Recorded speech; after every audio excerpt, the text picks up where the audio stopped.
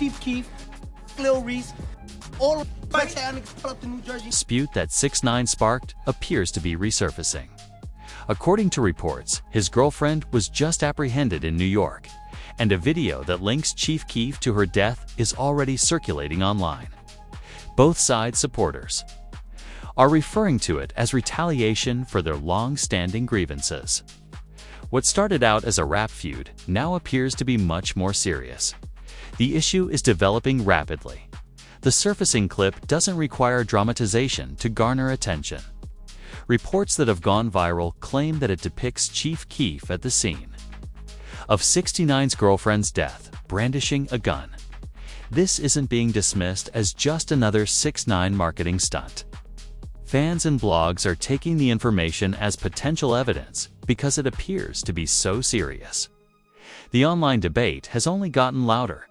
Online users are attentively examining the video, highlighting specifics and arguing over what is authentic. Many think it demonstrates that Keef took action following years of disrespect and threats from 6ix9ine. Their disagreement was never limited to lyrics or records. It turned into a heated, insulting personal argument. The battle began when 6ix9ine publicly targeted Chief Keef's inner circle, and the new clip seems to link those years of conflict to a violent conclusion. He insulted Keef's mother in addition to challenging him musically and bringing up familial issues. It was uncommon for Chicago artists to tolerate such rudeness. Even the commentators were taken aback by how far 6ix9ine pushed things when it was covered by publications like Everyday Struggle at the time. Eventually, what started out as online shenanigans descended into perilous terrain. This purported video has escalated the already tense relationship between the two artists into a more sinister realm. Supporters are forced to question if years of animosity naturally led to this. It demonstrates how swiftly hip-hop lyrics may have potentially fatal outcomes. Said Chief Keef mom could suck my with his mother lips. Like, this getting a little bit out of hand. 6ix9ine's handling of the feud was risky and careless. The hip-hop culture seemed to expect a reaction to his actions, which seemed to welcome one. Soon after, there was retaliation in the form of threats posted live on Instagram and shootings on music video sets. There were rumors of planned ambushes. In New York, the level of tension was rapidly increasing. Word got out at one time that Chief Keef had been part of a drive-by attack a few hours after arriving in New York, according to reports. The incident forced him to return to Los Angeles and depart the city right away. It had escalated from a rap argument to something more severe. As the situation intensified, fans kept a careful eye on it. The battle no longer seemed like a game. Each side was preparing for the next move as the conflict became like open street combat. Every update went viral on social media, making it seem even more urgent. Waiting to see who would make it through the continuing strain, supporters updated their timelines. The stakes seemed to go up with each move. It was now hard to ignore the animosity. 6ix9ine refused to slow down in spite of everything. He seemed to relish pushing the boundaries even further rather than taking a back seat. He continued to harass rivals, made fun of the headlines, and laughed about escaping perilous situations. He even occasionally chuckled at the thought of dying himself. His reaction continued to stoke the flames and sustain the animosity. He quickly took to IG to shoot down the rumors and have some laughs, asking people what song he should play at his funeral. That was reckless behavior from someone who thought nothing could harm him. On a show of courage. It demonstrated the conceit of a man who believed that there were no consequences in his universe. In this feud, Chief Keef was characterized as the dangerous one for years. He was portrayed as the father of the drill and the man who brought up a new generation of shooters. He was always accompanied by the image of a Chicago threat who was unable to leave the streets. 6ix9ine, on the other hand, presented himself as the complete opposite. The troll, who was rarely taken seriously, turned into the boisterous and flamboyant entertainment. He looked more like a performer than a threat because of his rainbow hair and continuous shenanigans. However, if the released video is real, The narrative changes. The roles are then entirely reversed. Chief Keef is now intimately linked to the demise of hip-hop's most infamous provocateur, in addition to becoming the face of drill's vicious reputation. The whole story is turned upside down if the recording is authentic. Chief Keef is remembered as the executioner who carried out years of provocation more than just as the antagonist of drill. The largest instigator in the society would have been silenced by someone he continually taunted, not by sporadic acts of violence. The way the feud is remembered is altered by that development. Rap battles and online trolling are no longer the exclusive topics. Performance and reality now meet. Deeper questions that the culture has been grappling with for years are brought up by this circumstance. When does trolling become a crime rather than a kind of amusement? Before it ceases to be a game, how far can one go in making fun of rivals, families, and reputations? Conversely, at what point does protecting your family, your crew, and your name become a decision that could result in life in prison? The borders are hazy, and the hip-hop community has witnessed what occurs when they fall apart. These were not fresh warnings. Industry insiders noted that something similar was inevitable even before the video went viral. Violence was made possible by a combination of disdain, threats from the public, and ongoing exposure. DJ Academics described this scenario in terrifying detail on Everyday Struggle. His remarks highlighted how the animosity was already on the verge of becoming serious. In many respects, the situation was headed in a direction that looked unstoppable. I'm just saying that he plays a very, and I said this before, he plays a very, very dangerous game with how he's treating and eventually all it takes is one person. 6ix9ine's remarks were not exclusive to Chief Keef. Disregarding the people and culture it represented, he publicly ridiculed the whole Chicago drill scene. He even went so far as to mock gang membership and challenge others to react. His remarks were straightforward challenges rather than merely attempts to attract attention. He made himself a target by doing this, and that target continued to follow him. Even others who weren't directly participating joined the danger he created since they were connected to him. His decisions put friends, co-workers, and most importantly, his girlfriend, in the crossfire. According to recent reports, she might have died as a result of that exact pressure. It demonstrated how deeply personal this fight had grown.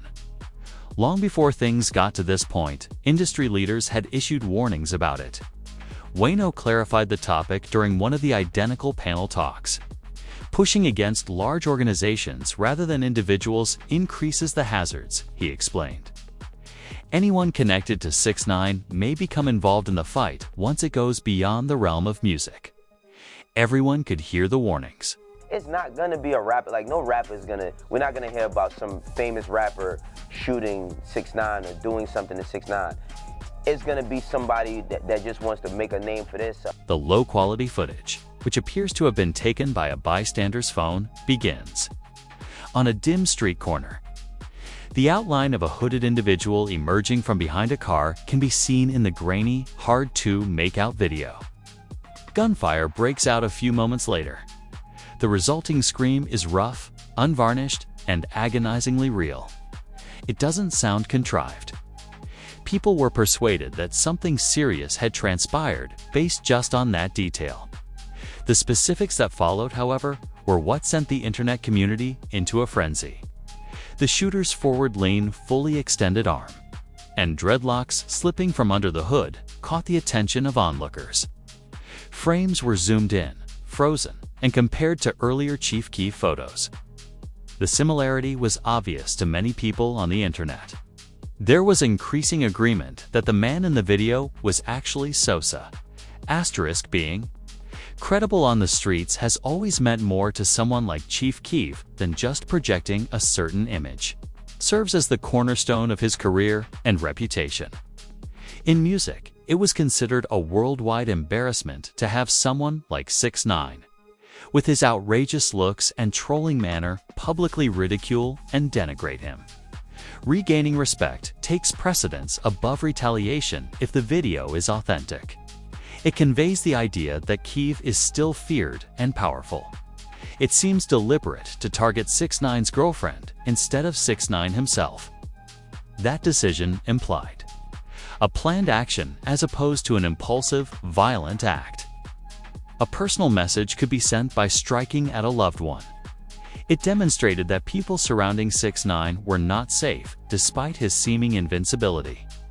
In addition to threatening him, the goal was to emotionally destroy him. The clip itself wasn't the end of the fallout, although the video alone sparked discussions throughout society. The subsequent response advanced the narrative. After it was posted, there was a lot of conjecture on the internet within hours. Claims without evidence, half-formed linkages, and conspiracy theories started to circulate rapidly. What began as a startling video quickly And what I'm seeing in the comments and what people were saying that it got something to do with 6ix9ine.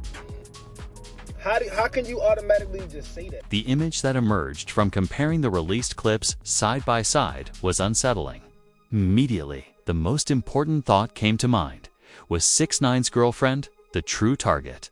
Many admirers disagreed, saying she was only caught in the middle of a bigger conflict between Chief Keef and Tekashi. Theories circulated on internet forums that the attack was too accurate to be a random one. Others vehemently disagreed, claiming that she was always the target of the attack, but the notion that she was collateral damage gradually gained acceptance. They reasoned that she was 6ix9ine's weakness, which is why the shooter specifically targeted her. It hit him squarely in the most intimate way by hurting her. They contended that the act was intended to cause emotional harm rather than an accident. According to one notion, you silence the laughter if you can't take the clown. However, a completely other theory was put out by another group of theorists that the shooter wasn't Chief Keef at all. Breakdowns of individual frames revealed variations in the weapon, stride, and body size. Some speculated that it might have been a hired person dressed to seem like him, or even a look-alike. The motivation completely shifts if that is the case. The goal might have been to discredit Keef rather than exact revenge.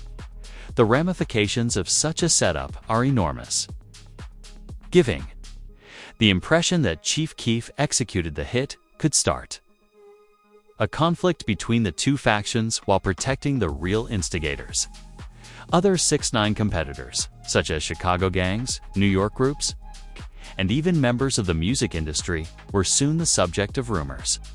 It was thought that before Tekashi's actions caused more harm, someone else might have asked him to stay quiet. All of a sudden, there were more than 2 rappers involved.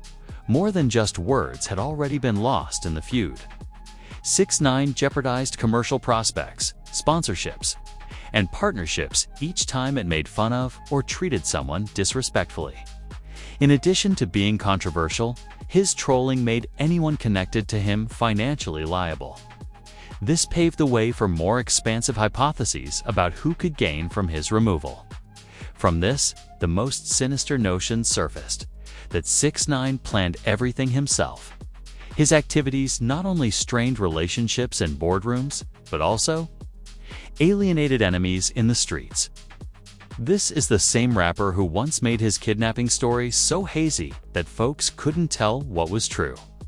He could have orchestrated his girlfriend's death as the ultimate PR stunt, conspiracy theorists contend.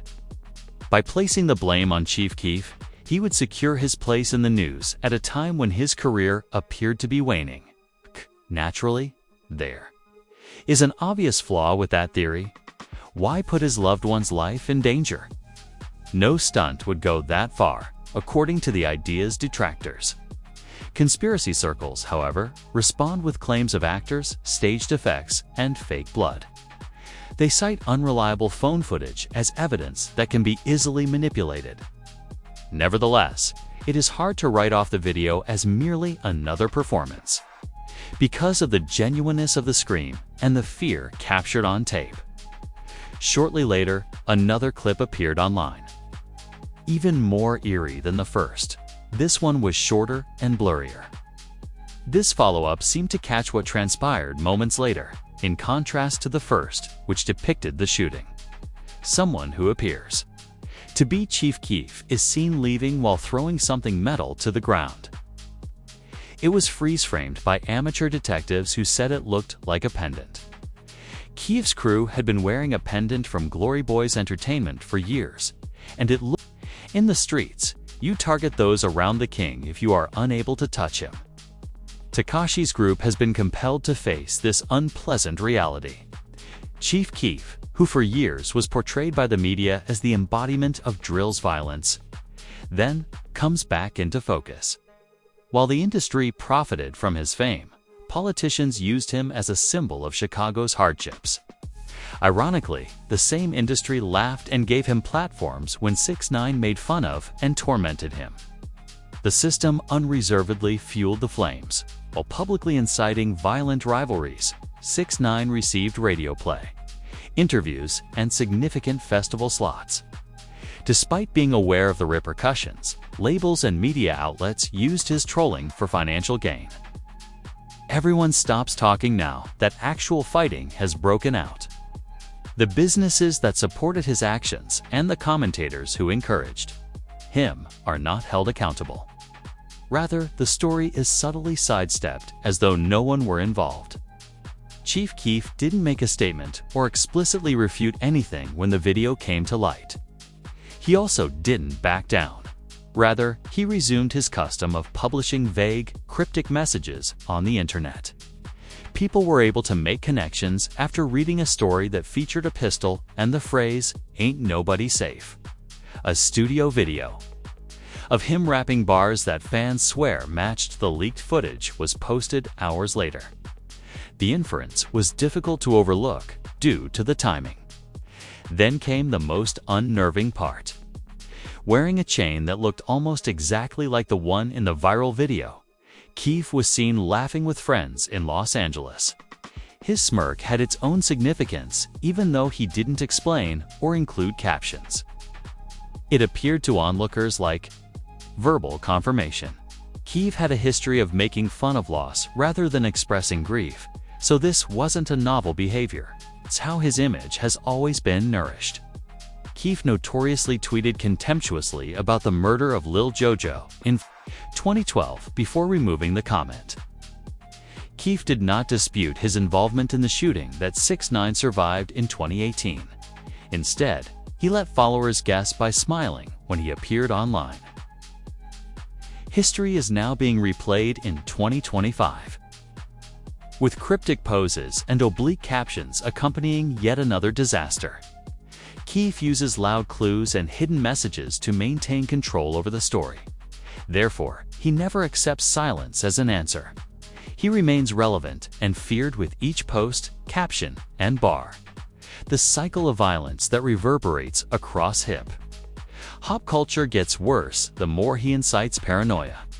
In order to maintain his status as someone who still exudes the same enthusiasm he did when he first started, Keef presents himself as untouchable.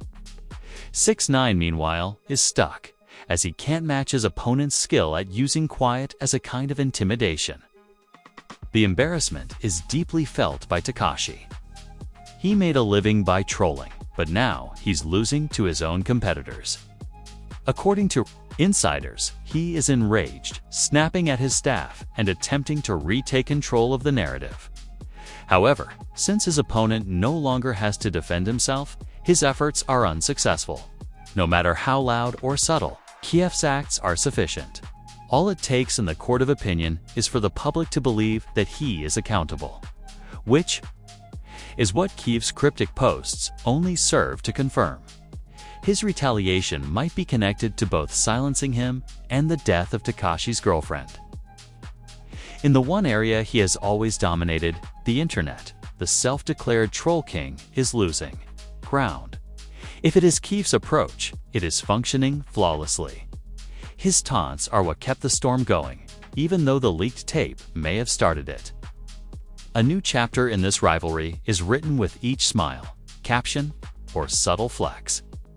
It demonstrates how hazy the distinction has grown between online gaming and actual repercussions. There is no longer a back-and-forth between the two rappers. It's a reflection of a culture that values noise over quiet and disorder over clarity. Every post feels like a bullet in the current environment, and every bullet feels like a post. If Keef has figured out that cycle, Tekashi's battle is about relevancy rather than retaliation. And that battle might already be lost based on how things have transpired. Not just the claimed violence or conspiracy ideas are what set this case apart. It's the inaction of law enforcement, the very organizations that were supposed to take action. More loud than any video release is the lack of response. The absence of movement raises questions in a time where social media posts are treated as proof. This scenario should be simple thanks to location data, facial recognition capabilities, and clear video. However, weeks have gone by with no press conferences, arrests, or even police recognition. Authorities in Chicago, New York, and Los Angeles have not responded. Comparing this to other well-known incidents makes it even more difficult to dismiss. The quiet seems less random and more intentional. The murderers of XXXTentacion were apprehended in a matter of months. Suspects in Pop Smoke's case were swiftly identified. The shooter of Nipsey Hussle was apprehended in a matter of days. However, there has been no comment at all from two of hip-hop's most contentious figures. This disparity encourages conjecture about more profound factors at work. Jurisdictional confusion is one theory. It is possible that the victim was tied to one city, the suspect was in another, and the shooting took place in a third. When several regions are involved, federal agencies usually take over. However, the FBI has remained silent. Thus, the case remains unclear. Another explanation is now possible because of that quiet. According to some legal experts, law enforcement is avoiding the issue in order to safeguard confidential monitoring techniques. Rappers, particularly those with gang affiliations, have been under federal surveillance for years. In Tekashi's case, social media tracking and wiretaps were used extensively. Officials might not want to take the chance of disclosing their methods if this footage was from federal surveillance. Parallel construction is sometimes employed in these circumstances. After using classified intelligence, agencies reassemble cases using publicly available material. However, authorities are faced with a problem if the video is the only evidence. Either let the matter drag out or divulge state secrets in court. A closer look at the technical aspects of the video strengthens that possibility. Experts observed anomalies even though the video was classified as bystander footage. The audio quality suggested professional equipment, and the stabilization was too smooth for a portable phone. Even worse, the metadata was deleted entirely. Casual users are not capable of wiping that amount of data. It suggests a person with sophisticated equipment and training, which suggests the video wasn't entirely random.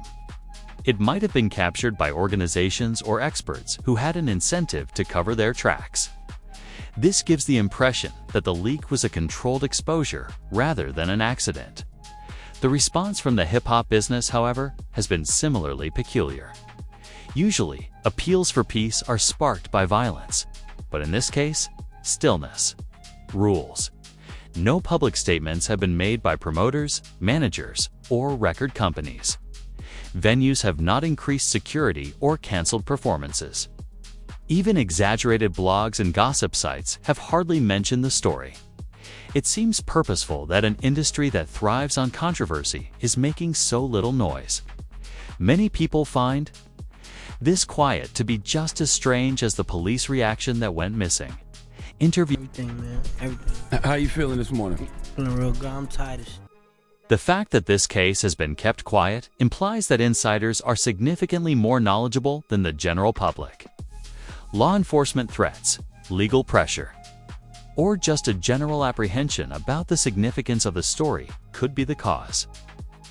The orchestrated silence has the same sense of significance as the leaked video. The most concerning aspect is the potential for this to signal a change in the way crimes associated with celebrities are handled. Perhaps some occurrences are seen as too combustible in a time when everything is content. But not all tragedies are fit for headlines anymore. Stories when transparency is outweighed by the possibility of political ramifications, societal unrest, or even copycat crimes. This is more than just the aftermath of a gunshot, if that is accurate. It marks the start of a shadow system in which justice is administered behind closed doors. Results influenced by secrecy rather than responsibility. This viewpoint explains why Chief Keef is still able to post mysterious stuff without facing any repercussions. It clarifies the reason behind Tekashi's silence and his disappearance from platforms where he used to thrive on attention. At the precise moment when their animosity should have been at its loudest, both characters have become uncharacteristically quiet. It feels too precise to be a coincidence. The larger issue is what this means outside of hip-hop, but it feels intentional. Where does justice stand if agencies are employing covert factors to select which cases to pursue? What does it mean for a free press if the industry itself stifles stories? What does it mean for the truth itself if surveillance film can be altered, manipulated, and leaked to further political ends? Online theories and fuzzy frames cannot provide answers to these questions. They insist on openness from organizations that appear determined to operate covertly. Until that occurs, if at all, the video continues to focus more on what we are not permitted to know than on what it depicts. People are not being protected by the silence, safeguarding a system that conceals some facts. If you liked this analysis, please like the video and follow the channel F.